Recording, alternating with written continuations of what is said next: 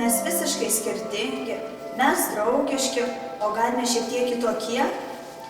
Mes šiandien augame bendruomenėje, kurioje dažnai yra skriaudžiami tie, kurie atrodo kitaip, rengiasi kitaip, klausosi kitokios muzikos, o gal tiesiog nėra madingi?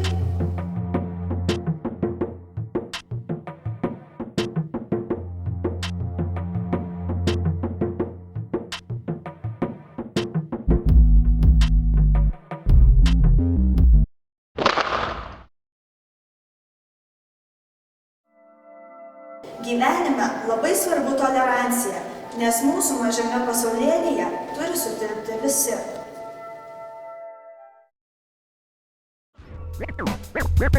We're now the adventurous art of being a hip-hop DJ. Dabar jaunimas yra laisvesnis, gali save išreikšti per pomėgius, per muziką, per šokį, per aprangos stilių. Tačiau dažnai gatvėje nesaugu atrodyti kitaip, o ypatingai jei esi vienas kitoks.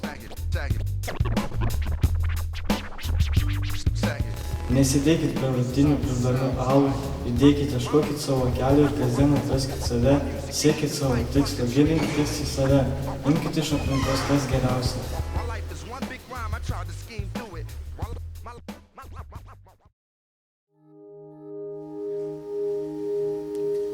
Jie juokiasi iš manęs, kad aš esu kitokia, o aš juokiuosi iš jų, kad jie visi vienodi.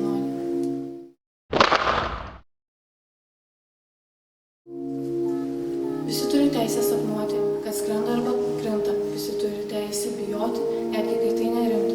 Visi turi teisę liūdėti ir garsiai verkti, kai skauda. Visi turi teisę kurti. Visi turi teisę į žodį, jausmą ir prisiminimą. Visi turi teisę svajoti ir juoktis, kada juokas ima.